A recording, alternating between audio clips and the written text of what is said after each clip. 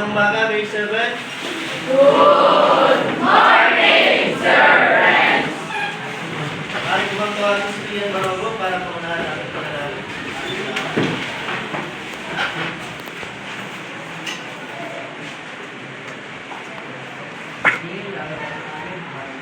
Dear Lord and Father of all, thank you for today. Thank you for ways in which you provide for us. For your protection and love, we thank you. Help us to focus our heart and mind Ang magulog sa bin. what we are about to learn. Inspire us by your Holy Spirit as we listen and write. Guide us by your eternal light as we discover more about the world around us. We ask all this in the name of Jesus. Amen. Good morning, Sir Renz. Good morning. Okay, grade secretary, will go back to list na lahat ng mga iban at paki-check na rin lahat ng question na yan at paki-list na rin lahat ng magre-recite at magbabasa. Dahil mamaya rin sila present. Okay? So, let's start. Meron na muna yung handa para yung or rules para sa inyo for you to obey. Kung sa ganun, kung magkaroon tayo ng maganda, smooth na discussion, kita na kayo. Una-muna, partisipasyon, huwag kayong magiging magtaas ng kamay kung alam nyo yung pinag-uusapan natin, kung alam nyo ang ating magiging talain. Pangalawa, respeto.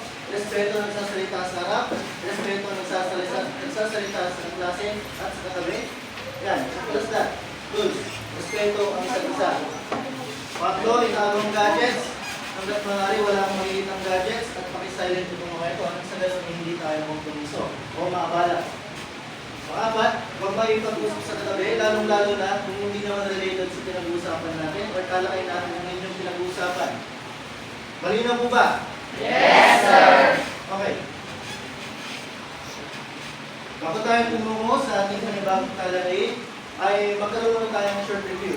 Ano nga ba ang naalala nyo sa ating naging huling talakayin? Sige.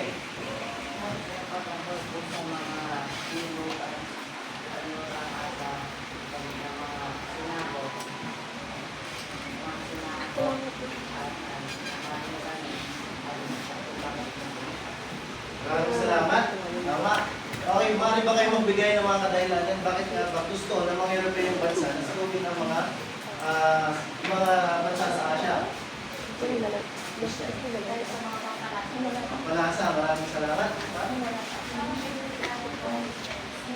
Tama, maraming salamat. Okay, so sa kalagay ko, maaari na tayo bumangon sa ating panibagong talakayin. Okay? Upang buksan ang ating panibagong talakayin, meron na po niyang aktibidad para sa inyo. At ito ay pinamagatang roll and dead. Maaari bang mag-ibasa ang ating mechanics? 3, 2, 1, sabay-sabay. Ang guro ay magpapatugtog ng kanta habang ang mga estudyante ay ipinasa hanggang sa klase. Pagtigil ng kanta at kung sino ang matatan ng dice, kailangan niyang ipagulong ang dice. Kung ano ang numero na kanyang nakuha, sasagutan niya ang matubas na katong sa numero ito. Malinaw ba? Yes, sir! Okay.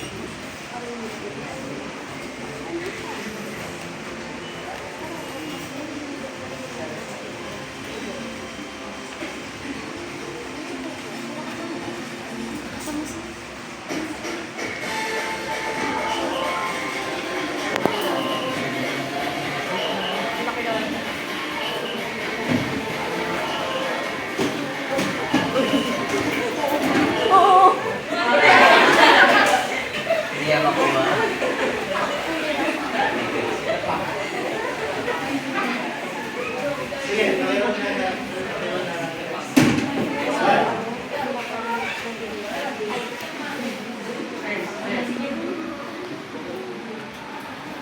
Yan.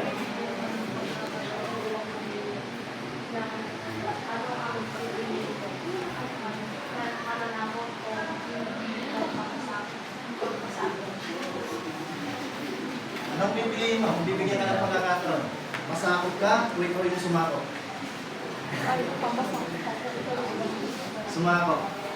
Okay. Tama, walang maling sagot. Sumako. Sino ba naman gusto mong malakot? Sino ba gusto magpasakot, di ba? Okay? Maraming salamat. Yung pagpapasa ng dice siguro, pagdalang na lang.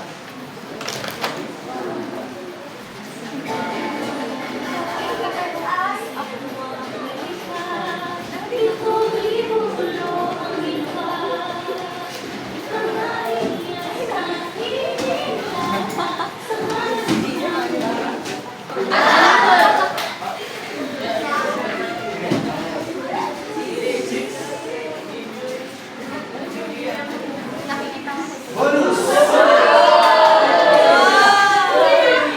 Okay, ikaw ang magbasa.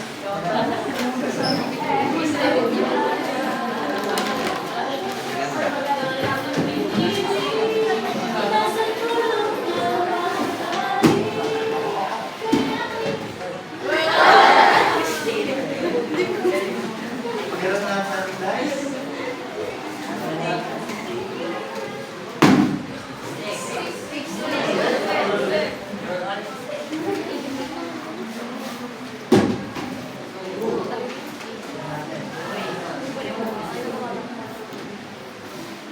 Yan. Kung sasakupin tayo ng mga dayuhan ng bansa, kung sasakupin tayo ngayon ng mga dayuhan ng bansa, ano ang gagawin mo?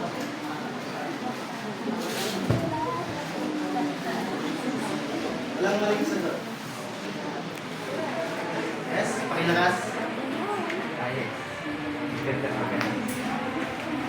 Tutulong, okay, gagawa ka ng sarili mong paraan. Okay? Bilang estudyante, marami nang magagawa paraan.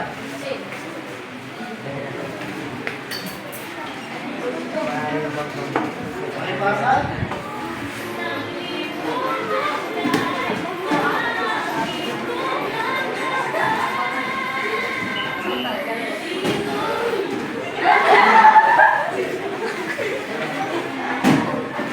Right. Isa. Mawawalan ng buhay dito. Mawawalan kayo ng buhay kapag tutulong niya. Meron ka bang kakilala na nagkakagawa sa Sarap. kailangang lupain o teritoryo? Anong opinion mo sa kanilang ginagawa? Itulong mo sa tulong mo.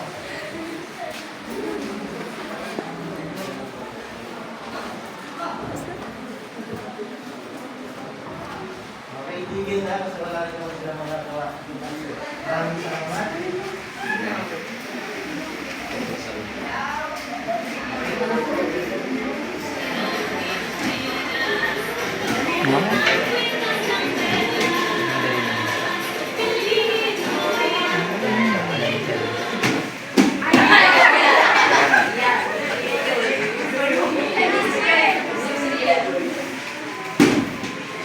Okay, magkumanda. Siguro, pili ka na lang. Pili ka na lang. Between yung dalawa.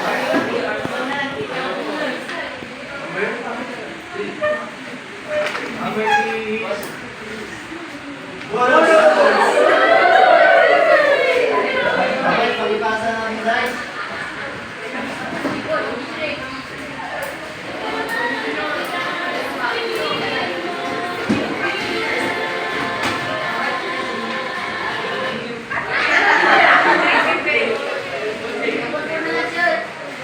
Okay, gawin mo lang. Tapos, gawa ka rin ng mga. Okay. 4.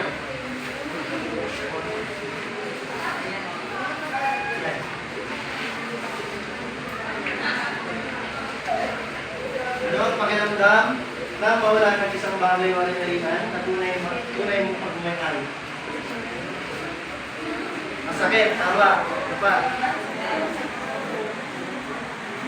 Okay, masama sa pakiramdam, tama? Okay.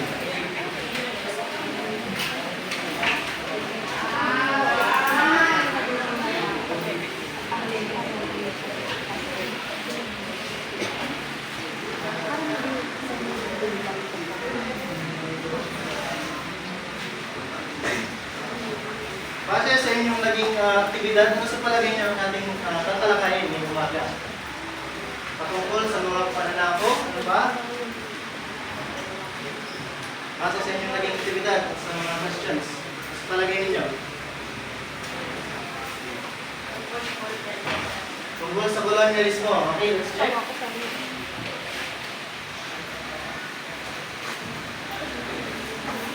Yan, tama. Ang ating magiging talakayin ay tungkol sa colonialismo at imperialismo sa silangan ng Timog Silangang Asya. Okay, handa na ba kayo? Yes, sir! Okay.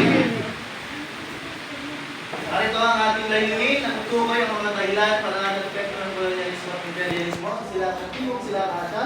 Ipapaliwanag ang kahalagahan ng kolonyalismo sa silangan ng Timog Silangang Asya at nakapagbabahagi ng mga ideyang kolonyalismo sa mga magitan ng pagpapaliwanag ng mga titulayang mga bansa sa mapa. Okay? Let's start. Yan. Kaya ang mga overview na ating magiging talakay. Dahilan. So, pag-usapan natin ang mga dahilan ng pag-usbong ng kolonyalismo sa Asya. Pang-ekonomiya. Pag sinabing pinakalayunin ng mga Europeyong mga bansa sa bakit nila gusto na sa mga bansa sa Asya ay patungkol ito sa pang-ekonomiya. Sapagkat kapag marami sila ang masasabi ng panahon na yun at lalo na sa business, may mga gamit doon eh. ay mayroon sa Kung pang-ekonomiya ay nagkakaroon. maaari silang maaari silang gamitin lahat ng mga resources o lahat ng kanilang makukuha pangyayaman. Hindi, masyadong yung mga palakasin wala. ang kanilang bansa. Sapagkat ang panahon na ito or panahon dati, panahon ng kolonyal, kapag malakas ang iyong bansa, ay marami kang kakatakutan ka at the same time, marami kang mga resources na pagkagamit sa iyong bansa upang palakasin at patatagin ito. Next. Yamang mineral. Layunin din nila na kumukuha ng mga iba't-ibang mga yamang mineral. Sapagkat, yan yamang mineral na yan ay likas, likas sa atin, likas sa mga bansa sa Asya na matatagpuan dito sa mga bansa dito sa Asya. Next. Control sa ruta o pag-control sa ruta ng mga kalakalan. Sapagkat dati, kapag kontrolado ng mga Europeyong bansa ang mga pangkalakalan ng mga bansa sa Asya, ay kontrolado din nila lahat ng mga pumapasok ng mga produkto at iba pang mga lahat ng pinimita o pang-ekonomiya nila. Diyan ako gusto. Pang-ekonomiya ng mga produkto. Next. Malayain ang presyo na doon ang paglaki ng populasyon. Okay, dito hindi nila hinahayaan na lumawak or lumaki. Or lumaki yung mga presyo or yung populasyon na kanilang success ako. Sapagkat, nag-isip nila na mayroong posibilidad na kapag sinakop nila or yung mga sinakop nilang bansa ay lumaki or nag-grow lahat ng population doon, ay mayroong posibilidad na magsagawa ng revolusyon yung mga tao na kanilang sinakop. Kaya, yung kinokontrol nila, magiging ang mga populasyon na kanilang bansa. Next. Pagpapalaganap ng kultura at tradisyon. Isa rin ito sa dahilan kung bakit gusto nilang subukin ang mga bansa sa Asya or kung bakit gusto nilang puntahan ang mga bansa sa Asya. At yun nga rin ang dahilan o yung mayroong dahilan kung bakit meron tayo mataas na porsyento ng Kristyanismo sa ating bansa sapagkat nais nilang ipanaganap ang Kristyanismo sa ating bansa. Okay, pangkak lang na bagamat lahat ang bansa sa Asya ay sinabot nila at meron silang dalang layunin ng palaganap ng Kristyanismo. Nowadays, or in the present days, Pilipinas lamang ang mayroong Kristyanismo na relihiyon sa buong bansa ng Asya. Okay? Nakakasunod pa ba? Yes, sir! Yan? Yes, sir! Ngayon gawa ko naman tayo sa strategiya. Yan. Makikipagkaibigan. Yan. Ang unang-una nilang gagawin sa mga bansa na gusto nilang sakupin ay kakaibiganin muna nila. At kapag nakaibigan na nila ang isang bansa, ay doon na nga nila dahan-dahan na isasagawa ang kanilang pananako. Okay, gagawa na sila ng mga batas na kumbaga yung mga batas na ito ay hindi siya nangapakan na yung mga karapatan ng mga tao na nilang sinasako. At kapag hindi naman naging successful or hindi naging matagumpay ang kanilang pakikipagkaibigan, ay sasagawa na nila ang paggamit ng pwersa militar kung saan dito ay tahasa kanila or direct na nilang sasakupin ang mga bansa na gusto nilang sakupin gamit ang pakikidigma. Okay? Yan, dumako lang tayo sa paraan ng pagkontrol. Kahit din nilang kontrolin yung mga bansa kanilang sinasakop first para tumagal sila. Next. Tuwirang pagkontrol at mga mahalak ng period ng bansa. Okay? Dahil sinabi natin kolonya kasi, ang kolonya, ito ay tuwirang pananakot, tuwirang or direktang pananakot ng mga period ng bansa or kolonya ng mga bansa. Specifically yung mga bansa sa Europa. Yan. Kapag sinabi natin kolonya, ang nangyayari dito, madalas na nangyayari dito ay tahasan o direktang pananakot kung saan gumagamit sila ng pwersang militar.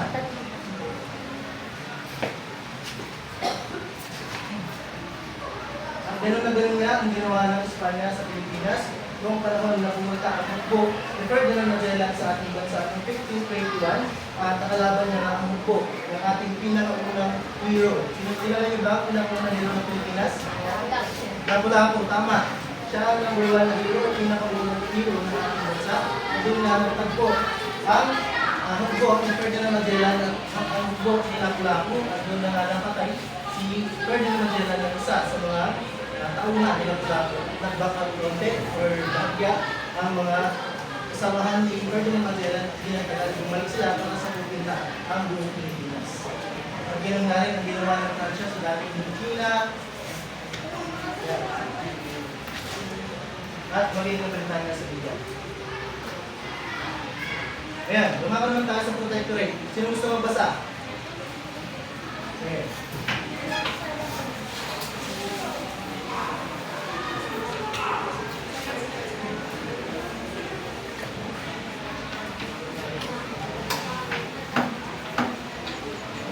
Maraming salamat.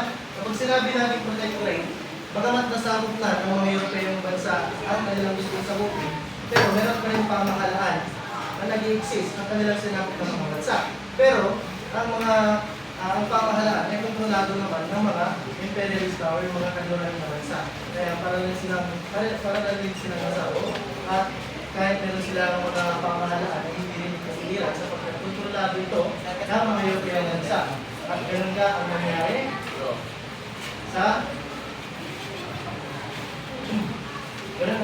sa yung panahon na pananakot ng mga Amerikano. Natay ko lang ito sa Amerikano sa Pilipinas, Francia sa dating Indochina, Britanya sa India. Okay. Saka naman tayo sa paraan ng kolonisasyon.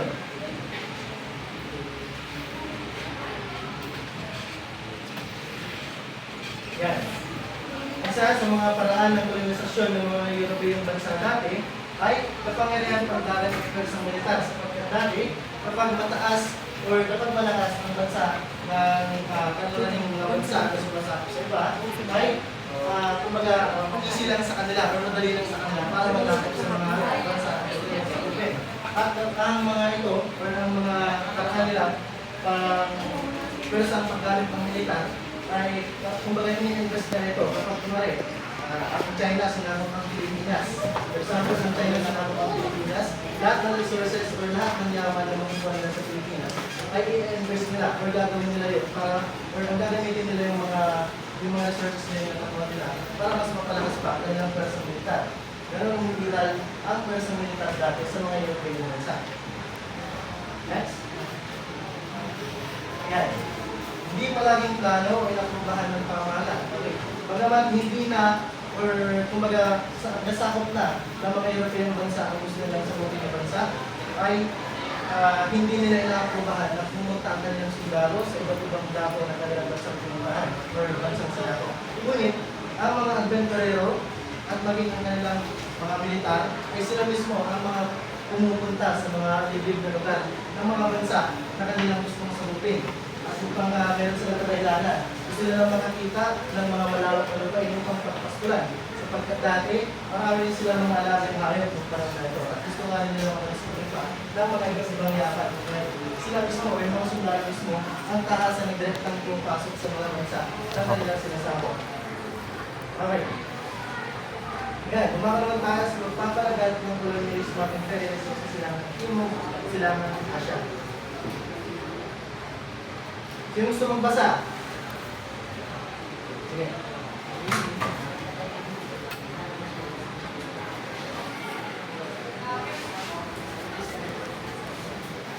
Okay. Marami lang or meron lang nag-exist na mapa na kung saan itong mapa na ito ay ang mga nagandaan kung saan ang mga mapa na ito or itong mga ito, ang mga mapa na pagkikipagdalahan dati ay meron na yan, before pa or bago pa ang mga tulad yan na pangyayari. Sapagkat ito nga ang naging dahilan kung saan itong mga maps na ito, itong mga kulilat na line na ito ay sila or siya yung mga daungan or siya yung mga way para pumunta sa mga or yung way na yun para sa Europeo at sa China kung saan itong mga ito specifically ay nadaanan ni Marco Polo.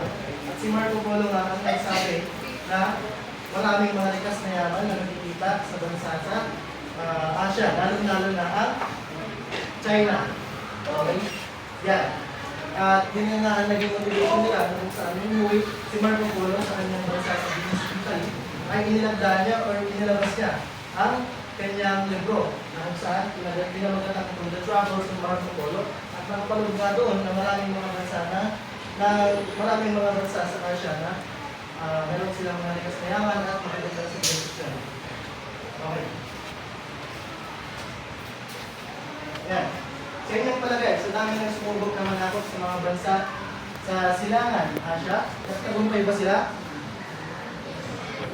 Sino sabi ko? Sino sabi hindi? Okay. Hindi. Sapagkat dati, pero matatag ng pamahalaan ng mga bansa yung panahon na ito. Usapan natin ang China, specifically. Pinag-usapan natin silangan, specifically, dumako tayo sa China. Yan. Sino gusto mong basa? Yan. Bakit ikaw kaya?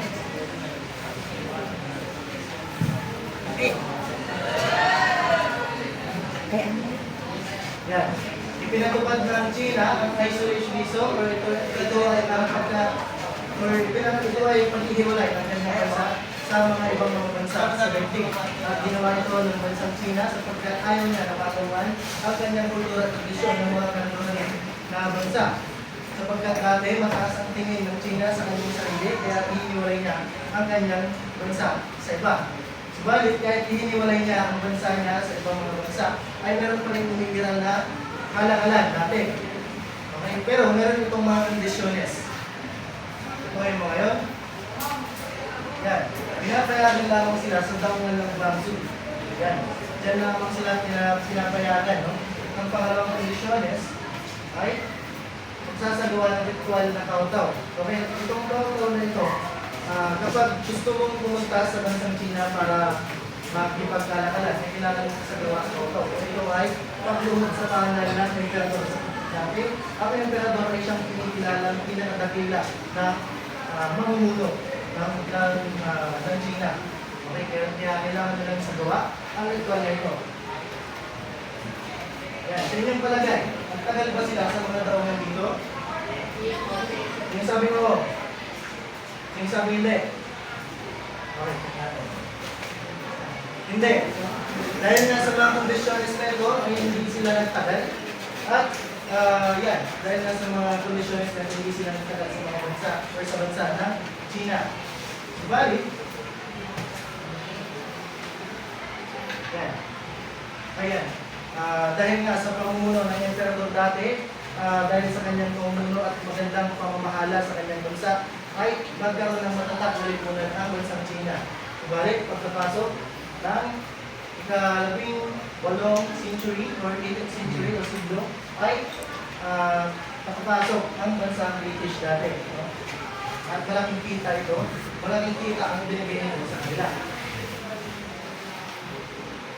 Yan, narito ang mga kanila pagpapalitan ng produkto. Ito ang mga offer ng bansang China sa mga British. Yan, ito naman ang offer ng British sa China. Yan, sinadya ng British gumamit ng salapi sa kanilang pagpapalitan. Tapos, ginamit nila ang opyo sa kanilang pagkikipagpalitan. Sapagkat dati ang opyo ay pinangagawa ng bansang British ang China, na sinabi ng opyo, na ang opyo dati ang paliwanag ng mga British sa China ay isang halamang gamot. Hindi pumayag ang mga China na magipaglalagalan sa pamamagitan ng pagkikipagpalitan ng opyo. Hindi Gusto pala. ko nga bang opyo? Maaari bang pakibasa? Sige. May sasabihin. Okay, ang opyo ay isang halamang gamot na kung saan kapag nasobrahan nito ay nagdudulot ng masamang epekto sa katawan. No? Kaya, nawalaman ito ng mga British or nawalaman ito ng bansang China ay doon na nga sila sinabi nila ipatigil na ang pagkikipagpalitan ng opyo. Wala. Diyan na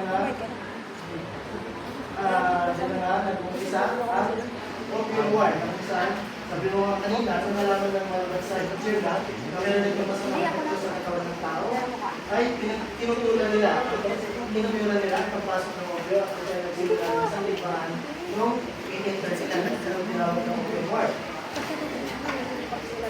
Yan. Nanalo ang British na nagresulta ng kasunduan ng King. Ano nga ba ang kasunduan ng King? Kasunduan ng King na kapag dito, mabubuksan ng China, iba pang maulit yung tarungan. At ito na nga nagresulta ng pagbagsak ng ekonomiya ng bansang China.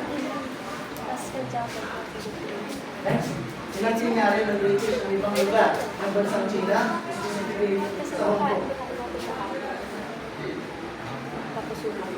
Next, pagbabayad ng pinsala ng China ng $21 million na pinapakasakit nito sila sa ng China sapagkat sila na nga kasakop, sila na nga yung simula na sakop at nawalan ng mga karapatan, ay nagbayad pa sila ng $21 million each. At pinalaki ng kailan ng pangalanan kung bakit niya bumagsak na kailangan ng ekonomiya. At pinatupad nga rin ang extraterritoriality. Ano nga ba extraterritoriality? May ba pakibasa? Sige.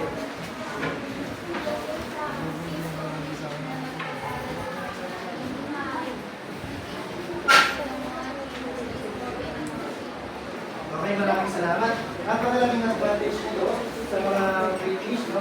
Sapagkat kahit magkamali or magkasala ang mga Breton, kahit hindi sila nilitisin sa korte ng China, balik nilitisin sila sa korte ng British, no? Kahit may mali ang Breton or mga tao na dito ng Britanya, kahit maaari nila gawin magabalik ka rin yung pangyayari. Sapagkat hawak nila ang korte. Next.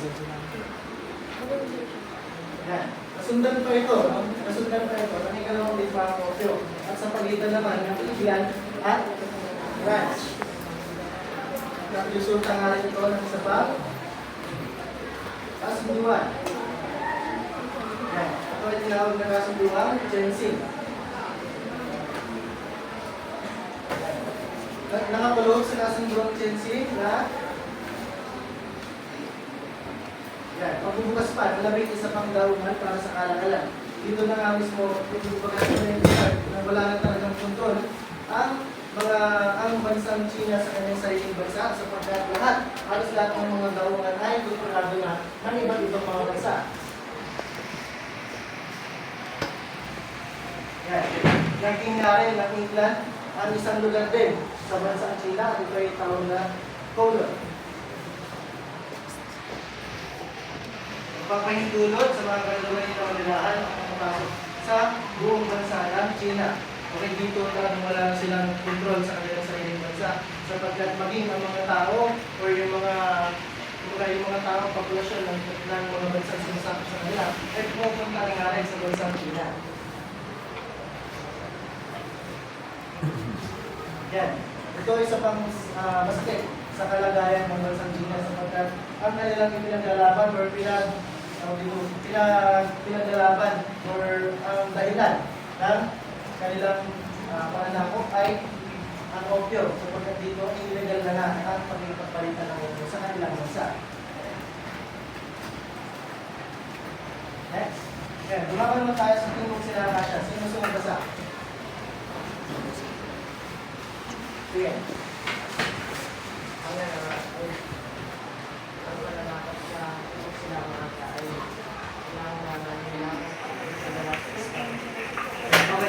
ang panalangin sa Timog Silangang Asya. Ay gumagawa na tayo sa Timog Silangang Asya, class. Sa Timog Silangang Asya ay pinangunahan ng Spain at Portugal, kung saan itong dalawang bansa na ito, sila yung powerful countries ng parang dati. Kung saan ang dalawang bansa na ito, sila ang nanguna sa panalangin sa Timog Silangang Asya. Next. Yan, sunod na nangyari ng Netherlands, England, at maging ng France ang panalangin sa Timog Silangang Asya. Sa inyong palagay, yan. Ano ang mga dahilan bakit sinama ng Espanya ang Pilipinas? Ano ang mga dahilan kung bakit sinama lalo sa Espanya ang Pilipinas? Sige. Kasi naman, ano pa? Ang palasa, ano pa?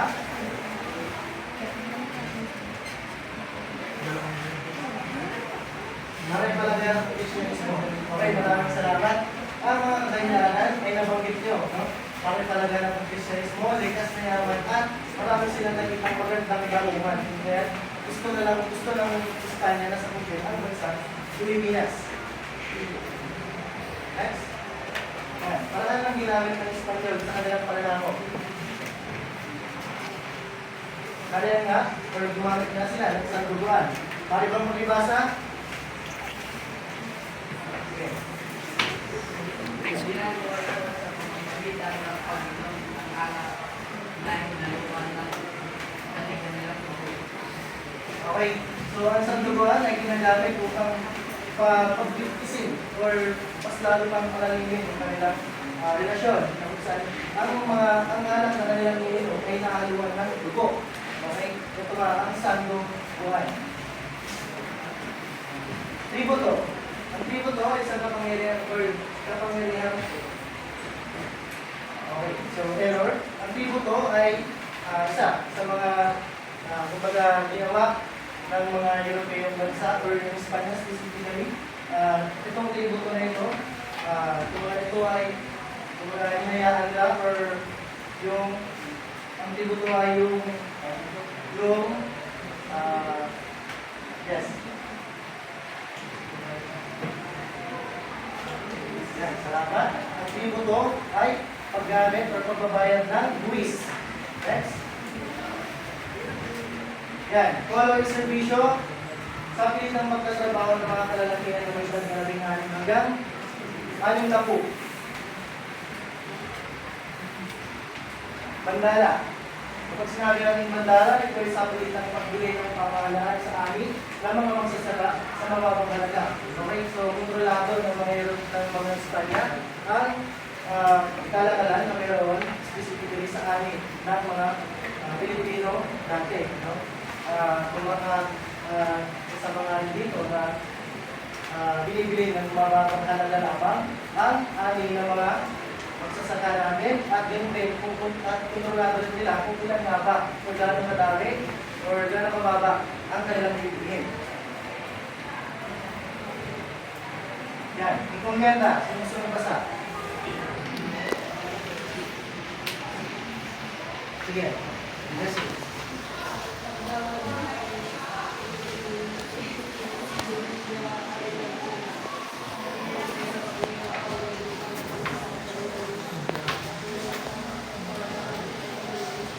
Maraming salamat. Basically, ang encomienda ay ang nagsilbing motivasyon ng mga Espanya na sumakot pa ng iba't ibang lugar sa bansang Pilipinas sapagkat ang encomienda, kapag nakasakot sila ng iba't ibang mga lugar at nakakuha at nakadiskubre pa ng iba't ibang mga yaman, ay magagawa nga sila ng pabuya or gantimpala. Okay, so yan ang encomienda. May katanungan ba? Naintindihan na? Okay.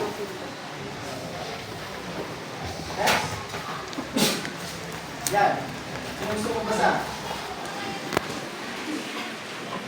Sige.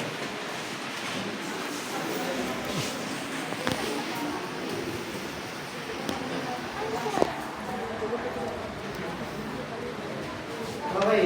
Ang kanilang mapakapusong paraan ay nagtulak sa ating mga linuno upang tutulan ang kanilang mga mapakapusong pamamaraan at pinamunuan nga ang unang revolusyon ng Pilipinas ni Francisco Lapuoy, ang unang revolusyon ng tumagal ng 85 years.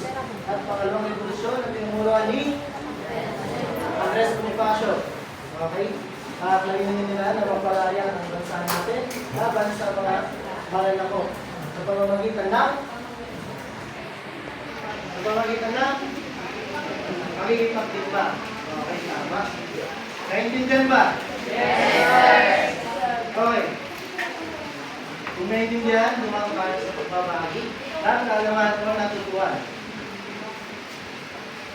Yan.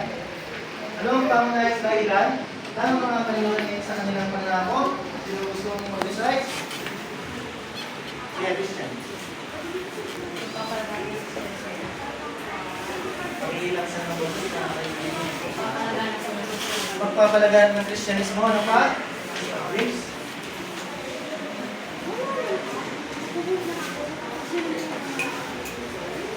Dahil sa mga spices, ano pa? Sige.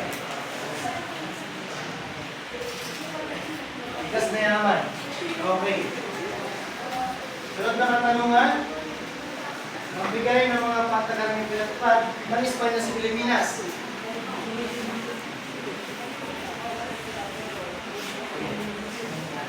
Mandala, ano pa? Manuel. Wala isang bisyo, ano pa?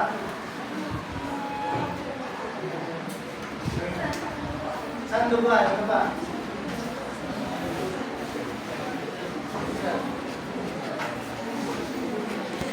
Sige.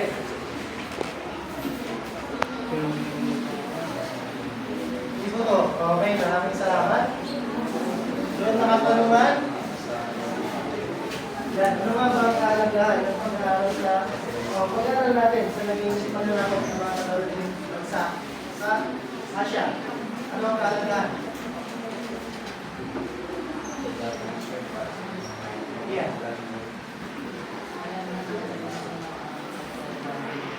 Alam na natin kung sino nagpalagay ng Kristyanismo dito. Okay? Sino pa?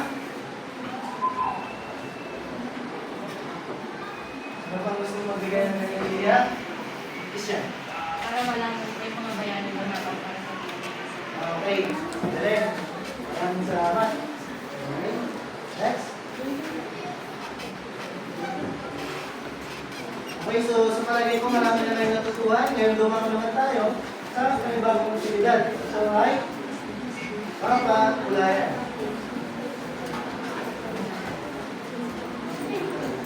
Okay?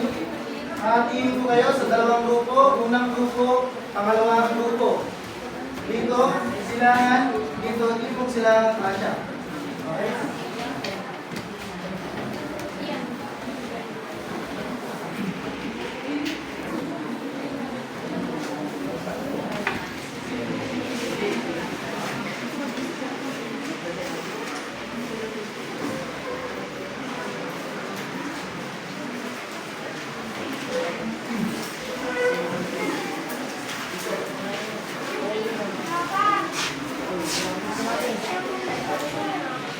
Okay, sasabihin ko kung maaari nang magsimula.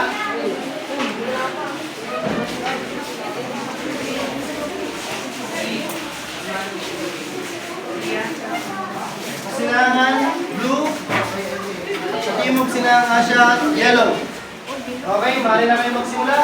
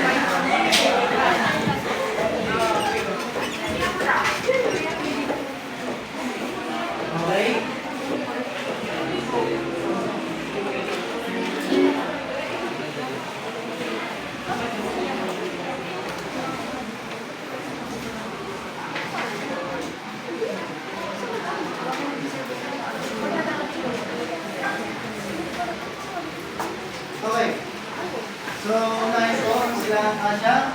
Susunod ang Timog Silangang Asya. Ano ang bansang sumako sa China?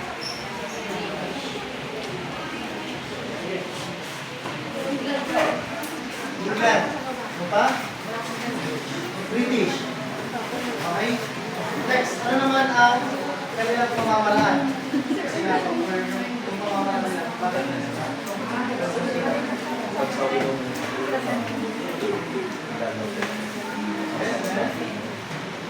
Kopyo. Yung kadahilan ng mga kopyo. Okay, so mga lang tayo sa Timog Silangang Asya. Anong bansa ang sumakop sa Pilipinas?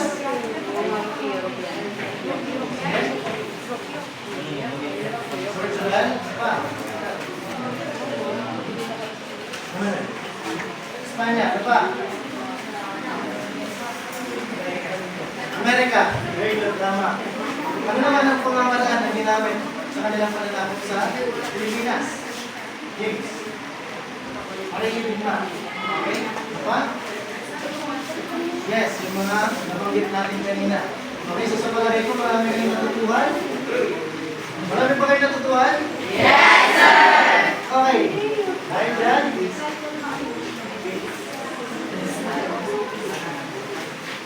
yan. Kakaroon tayo ng maikling pagkukulit. Makibasa ang ating tanong to, lahat sabay-sabay.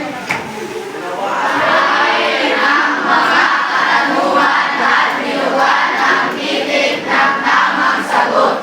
Isulat ang sagot sa sagutan papel. Okay, so since wala kayong bibilugan na kailangan na ako, okay? Maglabas na po ang goal.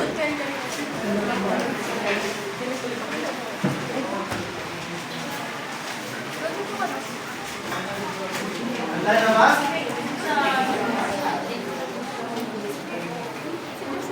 Number 1.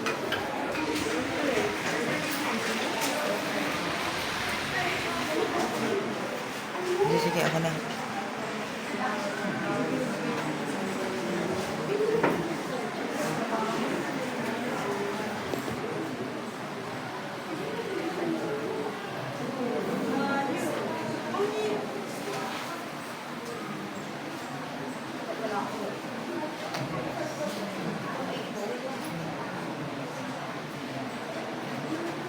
Next.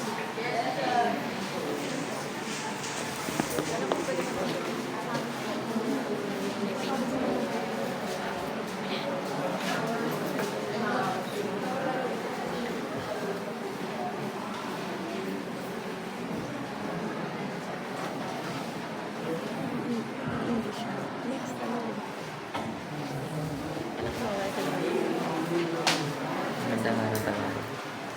Next na ba?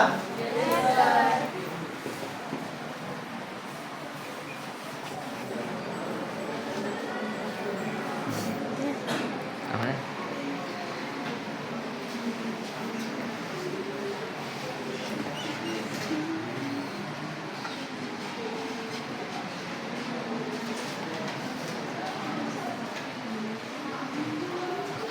Next number?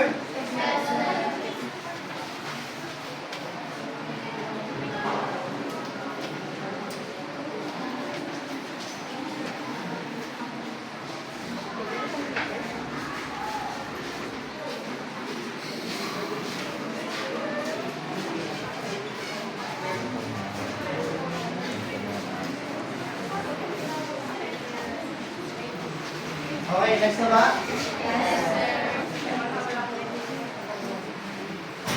Wala, wala. Parang ako kasi.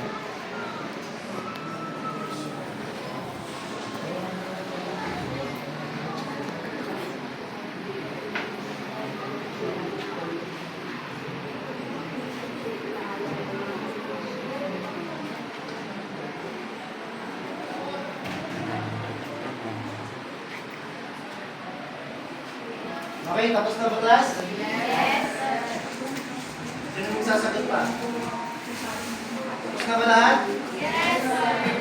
Tapos na ba lahat? Yes, sir! Okay, pass your papers in front.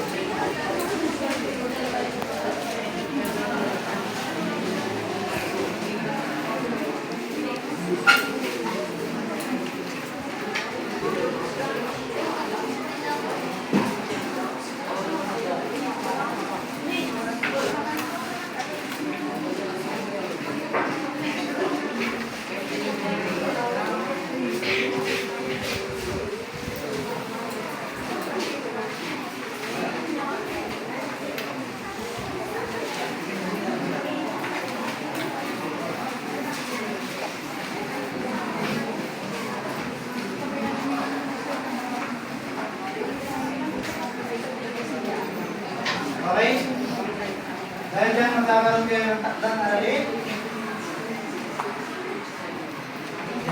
Sumulat ng sanaysay. Sumulat ng isang maikling sanaysay sa isang buong papel. Yan, pakibasa ang ating paluto. Tapos, maglabas ng notebook na lang pala. Then, pag-i-start mo.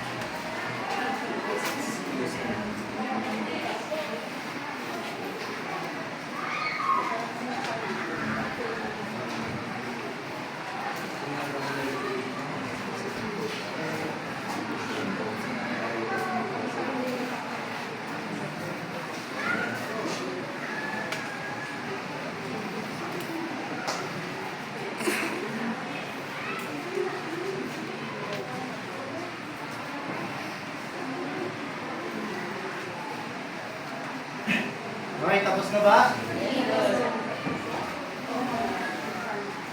Pagtapos na lahat ng babanggitin kong pangalan, pumunta sa harap.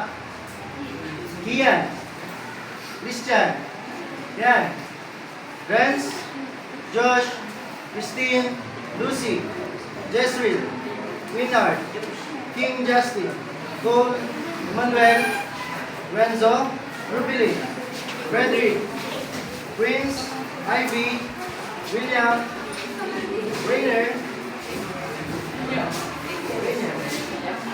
Jane, John James, Zarina, Luisa, Justin, Gia, John Andrew, Sherwin, and Jane.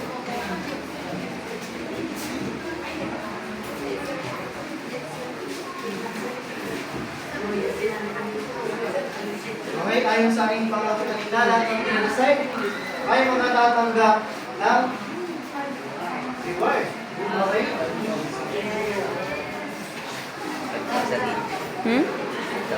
5,000 each. Ay, nag-video ko.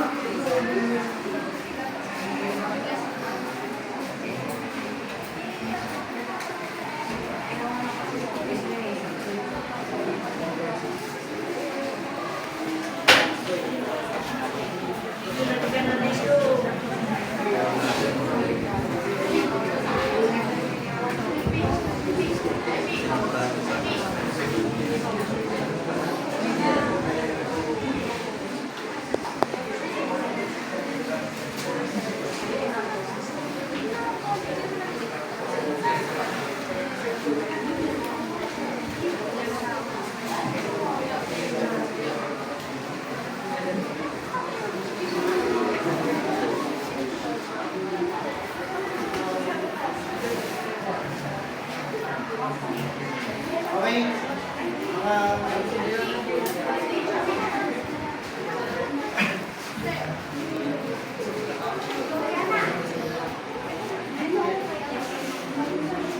One.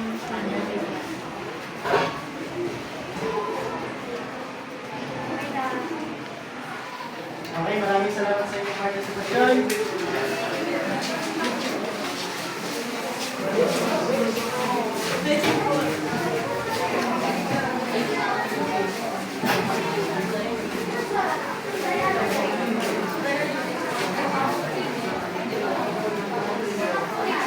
Okay, settle down. Maraming salamat sa inyong participation. Diyan ang tatapos ang ating talakay. Okay?